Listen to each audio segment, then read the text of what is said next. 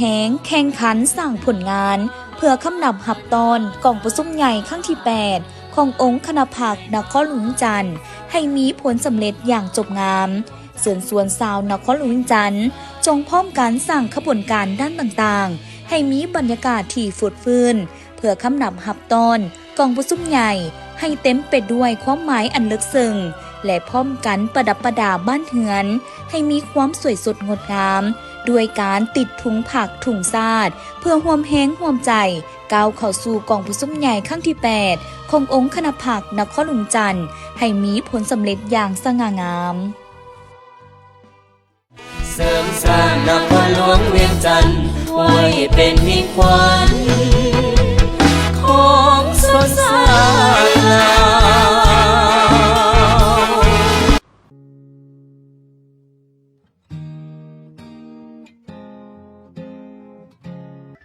ท่ามกลางบรรยากาศที่เมฆหมอกปกคลุมแสงอาทิตย์เฮ็ดให้ฟ้าบดอากาศเย็นสบายในตอนเช้าของวันที่20กันยายน2565อยู่ที่สำนักวิปัสสนากรรมฐานวัดป่านาขุนน้อยบ้านนาขุนเมืองนาไซทองนครหลวงจันทร์พระอาจารย์ศรีทนไสยาวงศ์สอนหัวหน้ากรรมาธิการเผยแผ่ศีลธรรมและปฏิบัติกรรมฐานศูนย์กลางเจ้าอธิการวัดป่านาขุนน้อยพร้อมด้วยคณะสงฆ์ได้เต้าโฮมเอาบรรดาประชาชนชาวพุทธผู้ที่มีความสมัครใจที่เป็นเพศชายอายุ20 ปีขึ้นไป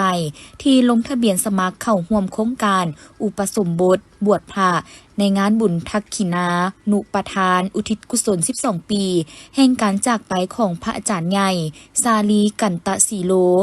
ซึ่งปีนี้ได้มีชาวผู้สมัครเข้ามาร่วมโครงการทั้งหมด59ทานได้พร้อมเพียงกันเข้าขบวนแห่พรมและนุ่งขาวหรือบวชนาคก่อนเข้าสู่พิธีอุปสมบท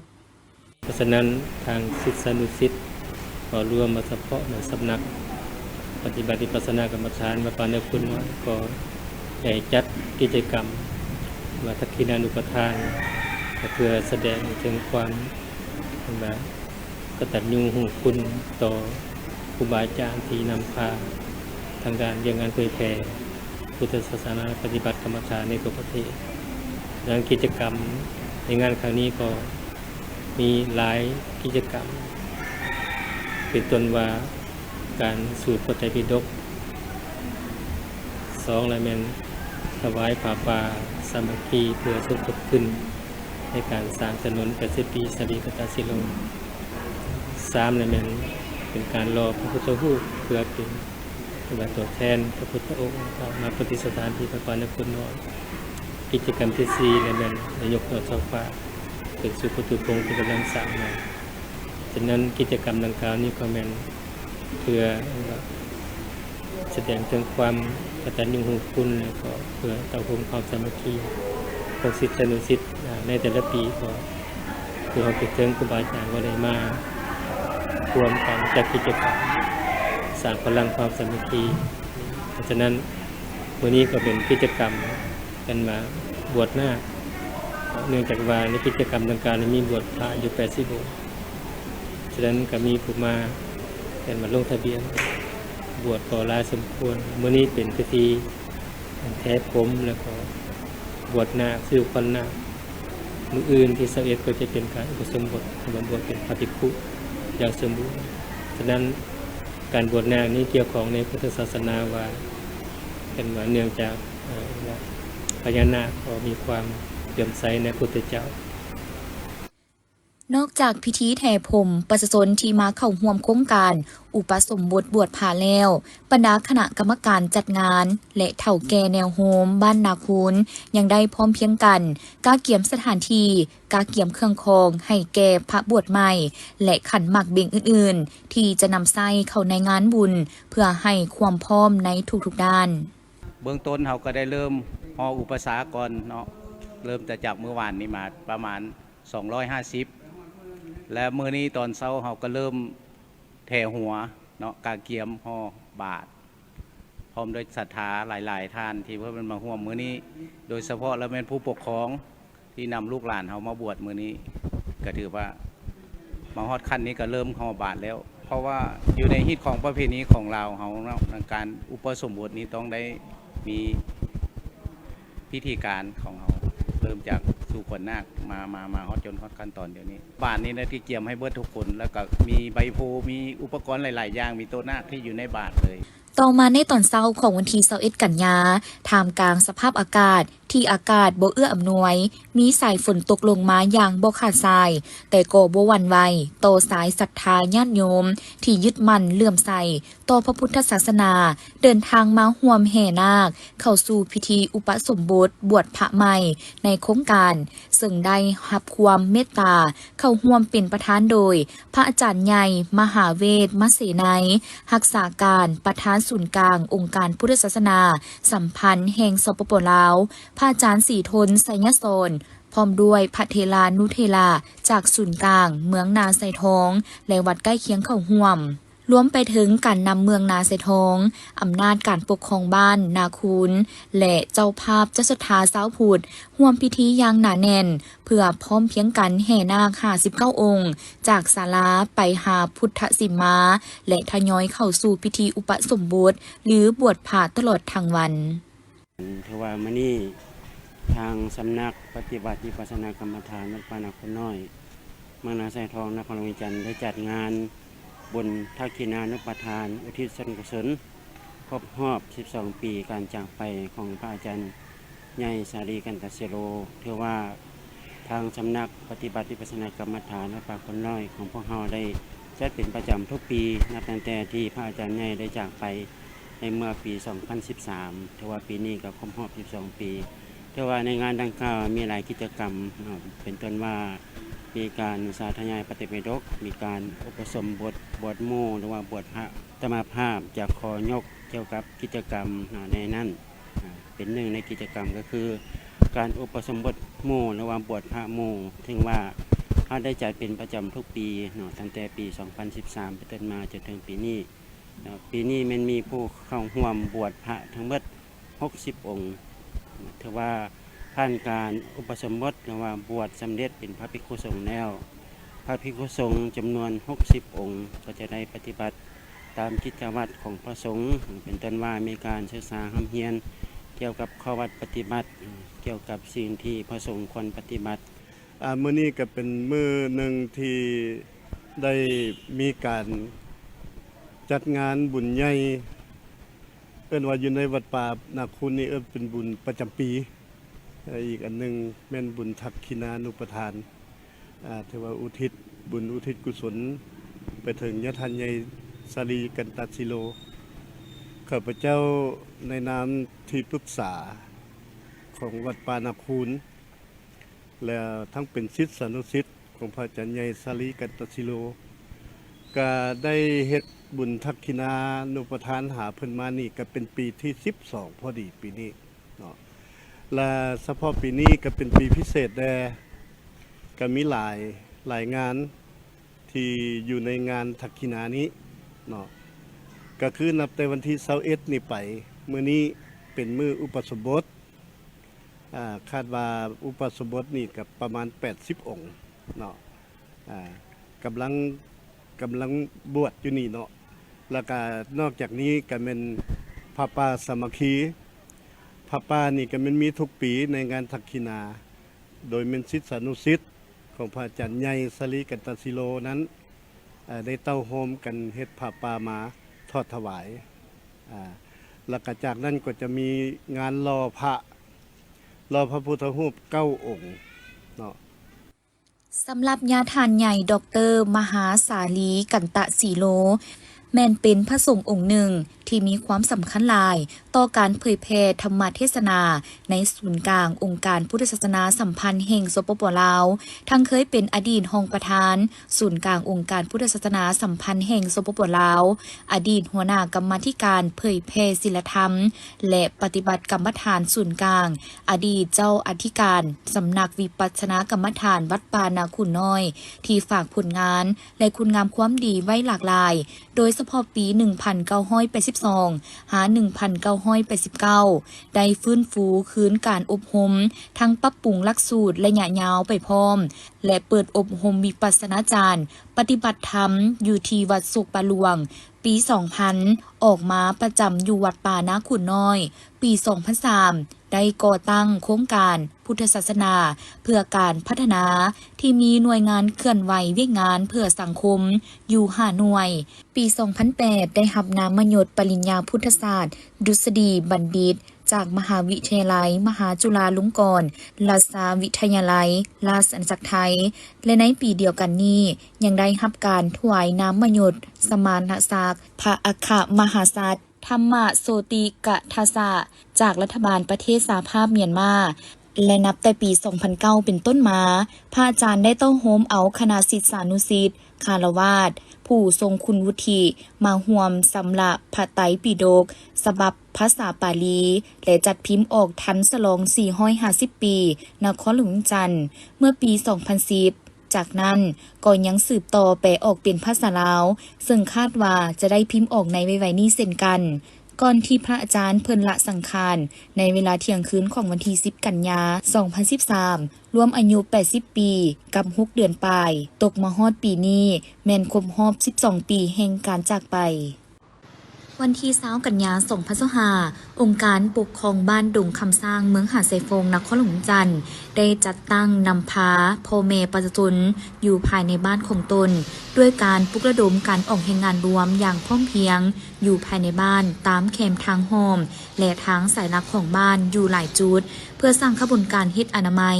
ตัดหญ้าทางป่าเก็บเศษเจียถุงยางต่างๆที่หกเหื่อตกเหี่ยอยู่ตามแคมทางและบอนสาธารณะที่เห็นว่าบ่มีความสะอาดและความบ่เป็นระเบียบจบงามเพื่อเป็นการสร้างขบวนการต้อนรับกองประชุมใหญ่ผู้แทนองค์คณะพรรคนครหลวงจันทร์ครั้งที่ 8 ที่จะไขขึ้นในตอนหน้านี้ให้มีบรรยากาศและขบวนการอย่างฟุดฟื้นที่สำคัญแมนเพื่อเล็งใส่ให้พ่อแม่ประชาชนเห็นได้ความสำคัญให้การประกอบส่วนต่อเวียกงานการสร้างสาพัฒนาบ้านโดยเฉพาะการพัฒนาทางด้านโครงสร้างพื้นฐานถนนหนทางทางหอมเข้าหาในบ้านซึ่งในระยะผ่านมาก็เห็นว่าการเดินทางเที่ยวไปมาของพ่อแม่ประชาชนก็ยังพบความลำบากฉะนั้นทั้งการจัดตั้งบ้านดงคำสร้างจึงได้ปลุกระดมพ่อแม่ประชาชนได้ออกแหงประกอบส่วนช่วยบ่ว่าจะเป็นทางด้านทุนฮอนและวัตถุที่จะได้นำใส่เข้าในการสร้างสาพัฒนาบ้านและเส้นทางให้สามารถเที่ยวไปมาได้อย่างมีความสะดวกดีซึ่งในนั้นก็ได้มีพระอาจารย์แขกเจ้าอธิการวัดดงคำสร้างก็ได้ให้การประกอบส่วนเพื่อพัฒนาบ้านด้วยการนำเงินซื้อหินโขบและหินป่นทรายจำนวนทั้งหมด21รถ6ล้อน้อยให้กับบ้านเพื่อนำมาเทถมทางเข้าหาในบ้านซึ่งเป็นทุนทั้งหมด33ล้านกีบและนอกจากนั้นก็ได้มีพ่อแม่ประชาชนจำนวนหนึ่งให้ความร่วมมือโดยสุกยูเป็นทุนอีกจำนวนหนึ่งซึ่งภายหลังที่บ้านได้รับการพัฒนาเส้นทางแล้วก็จะเฮ็ดให้การเที่ยวไปมาของประชาชนนั้นสะดวกง่ายขึ้นกว่าเก่าพร้อมเดียวกันนี้อยู่ในแต่ละบ้านของเมืองหาดไซฟงก็ได้พร้อมกันสั่งขบวนการออกแห่งงานรวมใหญ่อยู่เรียบตามแคมทางสายหลักของเมืองเพื่อพร้อมการสั่งขบวนการต้อนรับกองประชุมใหญ่ผู้แทนองค์คณะพรรคนครหลวงจันทร์ครั้งที่ 8 ที่กำลังจะไขขึ้นในอีกบ่ดนต่อหน้านี้ให้ได้รับผลสำเร็จเป็นอย่างดีงานบุญประเพณีแข่งขันเฮือสวงประจำปี 2025 ได้จัดขึ้นที่ทาด่านเขตบ้านดานทิน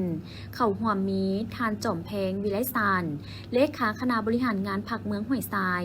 มีบรรดาคณะน้ำของแขวงเมืองคณะผักผู้ซี่นำกลุ่มบ้านคณะผักภาคฐานองค์การปกครองบ้านการจัดตั้งแขกถึกเซินภาคส่วนที่เกี่ยวข้องนักสีภัยเฮือสวงและประชาชนเข้าห่วมท่านทิดยอดพงษาพันธ์เลขาคณะผักภาคฐานจุดสุมพัฒนาด่านถิ่นได้ให้รู้ถึงจุดประสงค์ของการจัดงานเพื่อเป็นการอนุรักษ์และส่งเสริมฮีตของประเพณีอันดีงามของสัตว์ไว้ให้ยืนยงเป็นการส่งเสริมการท่องเที่ยวอยู่ในจุดสุมสร้างสายสัมพันธ์หัดแน่นความสามัคคีปองดองของประชาชนบรรดาเผ่าให้แน่นแฟ้นขึ้นเรื่อยๆเป็นการแข่งขันเฮือสวงครั้งนี้มีหลายภาคส่วนส่งเสริมทีมนักกีฬาสีพายเฮือสวงเข้าร่วมรวมมีสีพายเฮือสวงทั้งหมด9ลำเฮือแต่ละลำบรรจุสีพาย12 55สีพายบ้านดันทิน1บ้านดันทิน2บ้านดันทิน3บ้านพลสว่าง1บ้านพลสว่าง2บ้านพลไซ1บ้านพลไซ2บ้านห้วยตาบและเมืองต้นเพิงอุ้งอึ้ง ผ่านการแข่งขันตัวจริงของแต่ละทีมที่ต่างฝ่ายต่างโกเอากำลังแห้งของตนและเทคนิคจังหวะเข้าใส่กับการพายเรือของตนเองด้วยบรรยากาศอันเบิกบานมวลซื่นของทานผู้ชมผู้เสียและน้ำใจของนักกีฬาสำหรับผลการแข่งขันแมนเรือสวงของบ้านพลไซหนึ่งสามารถของแซมได้รับขันรางวัลประจำปี1หน่วยพร้อมเงินสด6ล้านกีบให้เกียรติมอบรางวัลของทานเพ้งสอนแก้ววิไลรองเลขาพรรคแขวงที่2ได้แก่เรือสวงเมืองต้นเพิงอุ้งอึงหับขันรางวัล1หน่วยพร้อมเงินสด4ล้านกีบมอบโดยทานจอมเพ้งวิไลสารเลขาคณะบริหารงานพรรคเมืองห้วยทรายที่3ได้แก่เรือสวงบ้านพลไซ2หับขันรางวัล1หน่วยพร้อมเงินสด3ล้านกีบมอบโดยทานทิดยอดพงษาพันธ์เลขาคณะพรรคหักฐานจุดสุมพัฒนาด่านถิ่นที่4ได้แก่เรือสวงบ้านด่านถิ่น1ได้หับรางวัลเงินสด2ล้านกีบมอบโดยทานสุขสวรรค์แก้วประเสริฐคณะประจำพรรคเมืองหัวหน้าห้องการเกษตรกรรมและสิ่งแวดล้อมและรางวัลสมเสยรางวัล1ล้านกีบมอบโดยท่านคำปุณคันติยวงศ์กรรมการพรรคเมืองหัวหน้าห้องการเงินเมืองตามลำดับทั้งนี้เพื่อพร้อมการสืบสานฮีตของประเพณีการแข่งขันเรือสวงเนื่องในโอกาสบุญประวรณะออกพรรษาให้คงอยู่กับชาติลาวก็คือประชาชนอยู่จุดสุมพัฒนาด่านถิ่นตลอดไปนอกนี้ยังจะมีจัดแข่งขันเรือสวงและไหลเรือระหว่างวันที่7-8 ตุลาคม 2025อยู่ที่ฐานน้ำบ้านป่าอ้อยเมืองห้วยซ้ายแขวงบ่อแก้วดังนั้นจึงเชิญชวนพ่อแม่ประชาชนชาวเมืองห้วยซ้ายแขวงบ่อแก้วบรรดานักท่องเที่ยวทางภายในและต่างประเทศเข้าร่วมงานดังกล่าวให้มีบรรยากาศฝน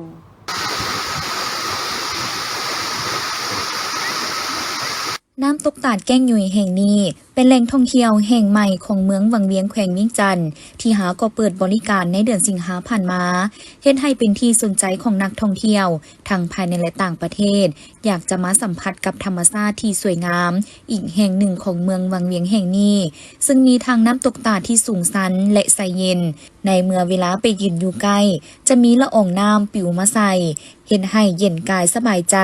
และอากาศบริสุทธิ์สดชื่นได้รับออกซิเจนอย่างเต็มปอดพร้อมนี้ยังมีเสียงน้ำตกตาดที่เปรียบเหมือนเสียงดนตรีจากธรรมชาติสวยให้เฮาหายความอิดเมื่อยถึงว่าจะใช้เวลาอย่างขึ้นมาไก่สมควรแต่ก็คุ้มค่าเมื่อมาฮอดและได้ถ่ายรูปกับวิวทิวทัศน์อันแสนสวยงามก็ได้เฮ็ดให้หลายคนลืมความอิดเมื่อยทันที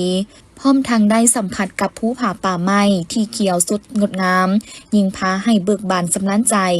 นอกจากนี้อยู่ด้านลุ่มของน้ำตกตาดยังมีพาลานหินและน้ำที่ใสเย็นให้ทุกคนสามารถลงไปอาบหรือนั่งลิ่นได้ตามสบายซึ่งจะได้สัมผัสกับไอน้ำที่เย็นสดชื่นทั้งกายและใจนอกจากนี้ในระยะทางย่างขึ้นมาหาน้ำตกตาดก็มีบ่อนให้นั่งพักและมีบ่อนสำหรับอาบน้ำธรรมชาติจำนวน2จุดเพื่อให้ลูกหลานและผู้ใหญ่ได้ลงอาบน้ำอย่างเย็นสบายท่ามกลางธรรมชาติที่สวยสดงดงามน้ำตกตาดแก้งยุยแห่งนี้ตั้งอยู่ใกล้ตัวเมืองวังเวียงซึ่งตั้งอยู่บ้านนาดวงมีเส้นทางเบตงเข้าไปถึงแหล่งท่องเที่ยวขาปีเข่าแมนคนละ 20,000 กีบอยู่ภายในมีร้านอาหารมีบ่อนนั่งพักผ่อนชมวิวทิวทัศน์นอกจากนั้นอยู่ตามแคมทางยังมีชาวบ้านนำเอาผลปลูกและพืชผักธรรมชาติต่างๆมาวางขายให้แก่นักท่องเที่ยวซึ่งเป็นการสร้างรายได้ให้แก่ชุมชนอีกด้วยโรงเรียนศรีวิไลแขวงหลวงพระบางจัดพิธีมอบรางวัลชนะเลิศการแข่งขันกิจกรรมคุณครัวเยาวชนคนเก่งทั่วประเทศขึ้นโดยการเข้าร่วมของปริญญาเอกสมใจยาโทตู้ห้องเลขาคณะบริหารงานสาวหนุ่มแขวงหลวงพระบางมีเลขาสาวหนุ่มนครผู้ประกอบการอำนวยการโรงเรียนศรีวิไลโรงเรียนสารฟันพร้อมด้วยครูอาจารย์และน้องนักเรียนเข้าร่วมในพิธีต่างหน้าขณะจัดตั้งสาวหนุ่มแขวงก็ได้ขึ้นผ่านแจ้งการของศูนย์กลางสาวหนุ่มเรื่องแจ้งผลการแข่งขันกิจกรรมค้นหาเยาวชนคนเก่งทั่วประเทศประจำปี 2025ผ่านการคัดเลือกผู้ชนะเลิศแม่นเท่าพันโซกสันติสุขจากโรงเรียนศรีวิไลแขวงหลวงพระบางดังนั้นคณะบริหารงานสาวหนุ่มแขวงจึงได้มอบรางวัลเป็นเงินสดมูลค่า5 ล้านกีบให้แก่เท่าพันโซกสันติสุขเพื่อเป็นการย่องโยสมเสยและสืบต่อรักษามูลเสื้ออันดีงามนี้ไว้ให้หมู่เพื่อนก็คือหุ้นน้องเอาเป็นบทเรียนสืบทอดต่อไป โอกาสนี้ยังได้ผ่านข้อตกลงของคณะบริหารงานเซาหนุ่มแขวงว่าด้วยการย่องย่อให้แก่คณะรับผิดชอบขันนครครูนำพาและน้องน้อยเยาวชนธันวาที่มีผลงานดีเด่นในการนำพาน้องน้อยเยาวชนธันวาประกอบส่วนเข้าในการขบวนการแข่งขันเยาวชนคนเก่งและขบวนการเต็มรูปภายใต้หัวข้อสร้างความเข้มแข็งให้เด็กทุกคนมีสิทธิเท่าเทียมกันอนาคตปลอดภัยตื่มอีกโดยให้เกียรติมอบรางวัลและใบย่องยอของปริญญาเอกสมใจยาทอตู้รองเลขาคณะบริหารงานสาวหนุ่มแขวงหลวงพระบางอย่างสมเกียรติอิงตามการแจ้งเตือนของกรมอุตุนิยมและอุทกศาสตร์ให้ฮู้ว่าพยากรณ์อากาศประจำวันที่22-23 กันยายน 2025ห้องความกดดันอากาศต่ำหรือห้องฝนยังจะสืบต่อพาดผ่านอยู่ภาคกลางของประเทศลาวพร้อมเดียวกันลมมรสุมตะวันตกเฉียงใต้ยังพัดปกคลุมเป็นส่วนใหญ่ซึ่งจะเฮ็ดให้มีฝนตกฟ้าห้องฟ้าเหลื่อมในระดับคอยหาปานกลางพอมีลมพัดแห้งเป็นบางโอกาสอยู่บางท้องถิ่นในแต่ละภาคตื่มอีกภาคเหนือด้านตะวันออกแขวงพงสาลีหัวพันและเสียงหวงจะมีฝนตกฟ้าห้องฟ้าเหลื่อมในระดับคอยหาปานกลางพอมีลมพัดแห้งอยู่บางท้องถิ่นหรือหน้าที่การปกคลุมของฝนเท่ากับ65ส่วนห้อยของภาคอุณหภูมิในระหว่าง18-29องศาภาคเหนือด้านตะวันตกแขวงลุงน้ำท้าบ่อแก้วอุดมไซหลวงพระบางและสยบุรีจะมีฝนตกฟ้าห้องฟ้าเหลื่อมในระดับคอยหาปานกลางพร้อมจะมีลมพัดแห้งอยู่บางท้องถิ่นหรือหน้าที่การปกคลุมของฝนเท่ากับ60ส่วนห้อยของภาคอุณหภูมิในระหว่าง21-32องศานครหลวงจันทร์จะมีฝนตกฟ้าห้องฟ้าเหลื่อมในระดับคอยหาปานกลางเพราะมีลมพัดแห้งเป็นบางโอกาสหรือเนื้อที่การปกคลุมของฝนเท่ากับ65ส่วนห้อยอุณหภูมิในระหว่าง25-32องศา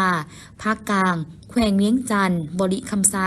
คำมวลและสวรรณเขตจะมีฝนตกฟ้าห้องฟ้าเหลื่อมในระดับคอยหาปานกลางพอมีลมพัดแห้งอยู่บางท้องถิ่นหรือหน้าที่การปกคลุมของฝนเท่ากับ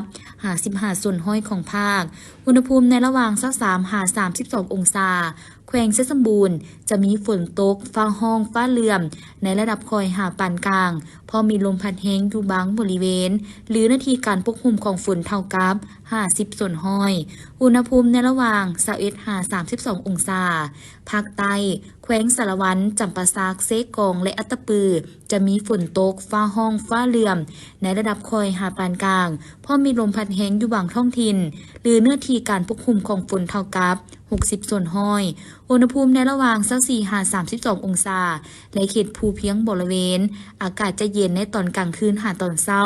และจะมีฝนตกฟ้าห้องฟ้าเหลื่อมในระดับคอยหาปานกลางพอมีลมพัดแห้งเป็นบางโอกาสหรือเนื้อที่การปกคลุมของฝนเท่ากับ50ส่วนห้อยอุณหภูมิในระหว่าง14-27องศาทำการรายงานต่อกล่องประชุมองค์การปกครองนครหลวงจันทร์ครั้งที่50ประจำเดือนสิงหาคม 2025ได้ให้ฮู้ถึงสภาพพ้นเด่นประจำเดือนสิงหาผ่านมาในนั้นคงเขตป้องกันชาติป้องกันความสงบใน1เดือนผ่านมาตัวเลขในวันที่29กรกฎาคม58สิงหาคม 2025อยู่นครหลวงจันทร์ยังมีสภาพความบ่เป็นระเบียบเรียบร้อยเกิดขึ้นทั้งหมด104เรื่องในนั้นคดีฆาตกรรม3เรื่องปุ้นทรัพย์พลเมือง3เรื่องสิงทรัพย์พลเมือง7เรื่องโซ่โกงทรัพย์พลเมือง1เรื่องทำลายทรัพย์ของพลเมือง1เรื่องและลักทรัพย์พลเมือง86เรื่องผลเสียหายทั้งหมดเป็นเงิน448ล้านกว่ากีบ 85,500 บาท 2,850 ดอลลาร์ 34,000 หยวน1ล้านวอน200,000เหรียญคำหุบประพันธ์76บาทคำแทง8บาทตุ้มหูเพชร2คู่ใส่แอวทองนาค20บาทใส่แอวเงิน20บาทเงินแทง 2.8 กิโล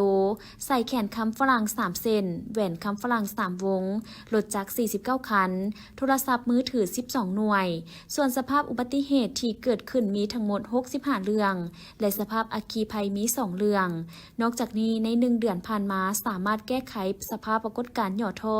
ได้ทั้งหมด98เรื่องกักตัว169คนสามารถเก็บกู้เครื่องของกลางได้คือคำหูประพันธ์น้ำหนัก4บาทปืนสั้น3กระบอกรถจักร8คัน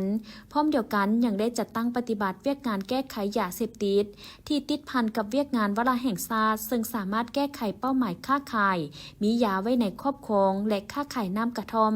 ได้ทั้งหมด68เรื่องสามารถยึดของกลางได้ยาบ้าน1 ล้านกว่าเม็ดยาไอ5 ถุงน้อยยาสูบไฟฟ้า372อันและอื่นๆตื่มอีกขบวนการกีฬาและวรรณคดีเพื่อเป็นการสร้างขบวนการคำนับหับตอนและเฉลิมฉลอง3 วันประวัติศาสตร์ติดพันกับการห่างหาก้าเกี่ยมให้แก่กองประชุมใหญ่ผู้แทนองค์คณะภาคนครหลวงจันทร์ครั้งที่8และกองประชุมใหญ่ขององค์คณะภาคกระทรวงศึกษาธิการและกีฬาครั้งที่10ได้จัดขึ้นอยู่ที่สนามกีฬาลานสร้างอินทราบ้านหนองไฮเมืองหาดไซฟองนครหลวงจันทร์ในวันที่19 กันยายน 2025โดยการเข้าร่วมของฐานอาสพังท้อง4 พันดอนกรรมการศูนย์กลางภาคห้องเลขาคณะภาคเจ้าของนครหลวงจันทร์มีห้องศาสตราจารย์ปริญญาเอกท้องสลิดมังหน่อเมฆคณะเลขาธิการศูนย์กลางภาครัฐมนตรีกระทรวงศึกษาธิการและกีฬามีคณะภาคคณะนำของทั้ง2 ภาคส่วนและมวลชนจากภาคส่วนต่างๆองค์การจัดตั้งมหาชนอ้อมคางนครหลวงจันทร์เข้าร่วมในพิธีดังกล่าวท่านเจ้าของนครหลวงจันทร์ได้กล่าวเปิดพิธีอย่างเป็นทางการและก็ได้กล่าวตื่มอีกว่านครหลวงจันทร์และกระทรวงศึกษาธิการและกีฬาจะได้เปิดกล่องประชุมใหญ่ของตนขึ้นในใกล้ๆนี้ทั้งเป็นการสร้างกระบวนการความสามัคคีภายในสุขยุการเคลื่อนไหวเวียกงานวิสาสะพอให้มีความพ้นเด่นทั้งเพิ่มโอกาสให้แก่พนักงานราชการได้ใกล้ชิดติดแทศแลกเปลี่ยนความคิดเห็นร่วมกันหลายขึ้นซึ่งบรรยากาศการแข่งขันส่องแสงได้น้ำใจนักกีฬามีความสามัคคีหักแพงช่วยเหลือซึ่งกันและกันอย่างแท้จริงการสร้างกระบวนการแข่งขันในครั้งนี้มีประเภทกีฬาคือกีฬาเตะบาสดึงเสือกแสดงศิลปะและถามตอบเกี่ยวกับ3 วันประวัติศาสตร์ของภาคในปี 2025 นี้เพื่อให้น้องน้อยเยาวชนอนุชนที่เข้าร่วมได้ตอบเพื่อรับเอาของขวัญเป็นเสื้อยืดพร้อมกันนี้ท่านเจ้าของนครหลวงจันทร์ก็ได้มอบชุดกีฬาจำนวนหนึ่งให้แก่กระทรวงศึกษาธิการและกีฬาและได้กล่าวความขอบใจมายังสนามกีฬาลานสร้างอินทราที่ได้เอื้ออำนวยความสะดวกให้แก่การจัดงานในครั้งนี้และทุกๆการสนับสนุนของภาคส่วนต่างๆเฮ็ดให้ขบวนการในครั้งนี้มีผลสำเร็จอย่างจบงามนอกนี้ท่านรัฐมนตรีกระทรวงศึกษาธิการและกีฬาก็ได้แสดงความย่องยอชมเชยน้ำขนาดจัดงานครั้งนี้พร้อมทั้งกล่าวถึงแผนการร่วมมือในต่อหน้าโดยเฉพาะแมนงานมหกรรมกีฬาแห่งชาติครั้งที่12ที่นครหลวงจันทร์รับเกียรติเป็นเจ้าภาพในท้ายปี 2025 นี้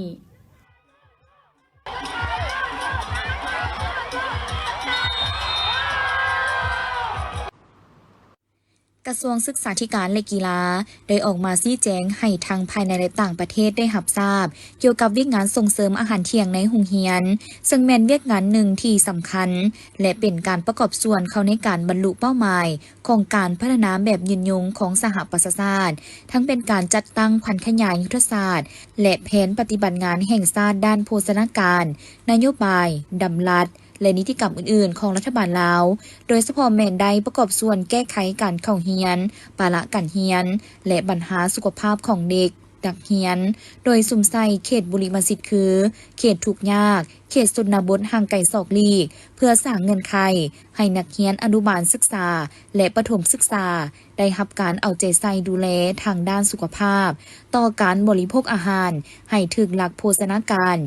เรียนรู้ที่ดีมีคุณภาพมีความสามัคคีหักแพงช่วยเหลือซึ่งกันและกันพร้อมทั้งยกสูงความเป็นเจ้าการของพ่อแม่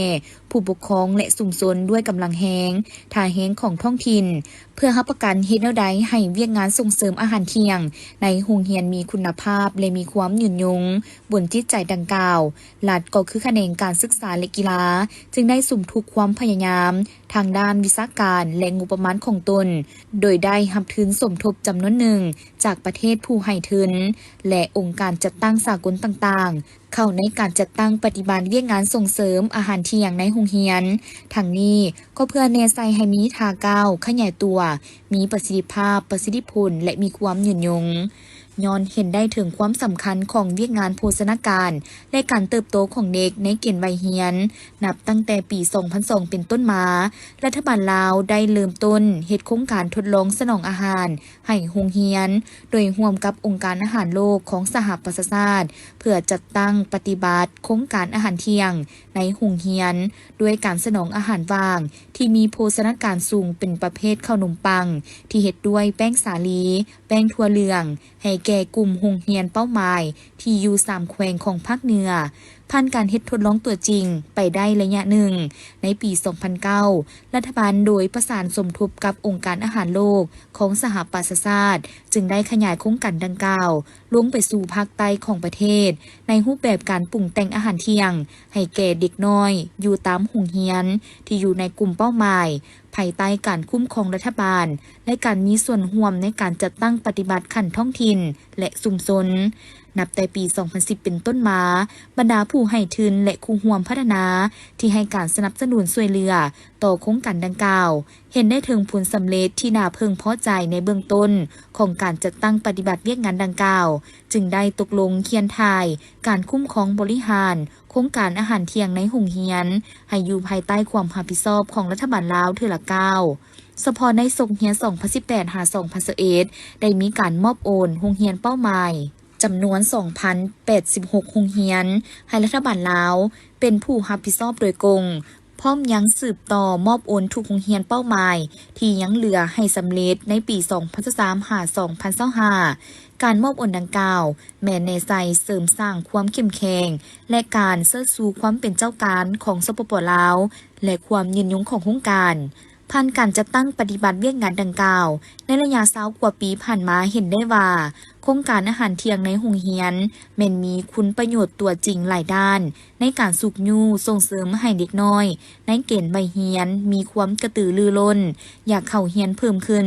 ก็คือเป็นการประกอบส่วนเข้าในการแก้ไขอัตราการประละการเรียนของเด็กน้อยในเกณฑ์ใบเฮียนในสถานการศึกษาขั้นอนุบาลศึกษาและประถมศึกษาซึ่งได้เริ่มต้นจากการเฮ็ดทดลองอยู่3แขวงภาคเหนือแขวงพงศาลีอุดมไซและหลวงน้ำทาจนความเอาทั้งหมด17แขวงและ1นครหลวงวิจันทร์ในปัจจุบันจากโรงเรียน515แห่งที่เข้าร่วมโครงการในปี 2002 มาเป็น 2,921 แห่งในปี 2025 กระทรวงศึกษาธิการและกีฬาขอถือโอกาสนี้แสดงความขอบใจเป็นอย่างสูงต่อบรรดาประเทศผู้ให้ทุนและองค์การจัดตั้งสากลที่ได้ให้การสนับสนุนช่วยเหลือต่อโครงการอาหารเที่ยงในโรงเรียนในระยะผ่านมาและหวังว่าจะสืบต่อได้รับการร่วมมือและสนับสนุนช่วยเหลือตื่มในอนาคต พิธีเปิดการก่อสร้างโครงการก่อสร้างขยายโรงงานผลิตน้ำประปาจีไนโมและระบบสายโทรของนครเมืองจันทร์จัดขึ้นในวันที่ 19 กันยายน 2025 ที่โรงงานน้ำประปาจีไนโมบ้านไซสว่างเมืองศรีสัตนาคมีท่านอาสพังท้องศรีพันดอนเจ้าของนครเมืองจันทร์ท่านงามประสงค์เมืองมณีรองรัฐมนตรีกระทรวงโยธาธิการและขนส่งท่านโคอิซึมิสึโตมุเอกอัครราชทูตญี่ปุ่นประจำลาวท่านนางโคบายาซึมิยาโกะหัวหน้าองค์การใจกล้าประจำลาวท่านศิริรัตน์ทงสินทองเพ็งห้องเจ้าของและภาคส่วนที่เกี่ยวข้องเข้าร่วมในพิธีท่านบุญยวัฒน์นิรไซหัวหน้าแผนกโยธาธิการและขนส่งนครเมืองจันทร์ได้ขึ้นรายงานย่อประวัติความเป็นมาของโครงการว่าโครงการได้เริ่มศึกษาความเป็นไปได้ปี 2013 เซ็นบทบันทึกความเข้าใจปี 2015 โครงการที่ได้รับทุนสนับสนุนเงินกู้ยืมดอกเบี้ยต่ำจากรัฐบาลญี่ปุ่นโดยผ่านองค์การใจกล้าประจำลาวมูลค่า10 กว่าตื้อเยนหรือ 68.2 ล้านดอลลาร์สหรัฐอัตราดอกเบี้ย 0.01 ส่วนห้อยต่อปี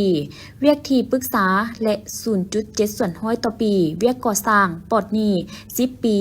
และอย่าใช้แทนคืน20 ปีเพื่อนำใช้เข้าในโครงการก่อสร้างขยายโรงงานผลิตน้ำประปาจีไนโม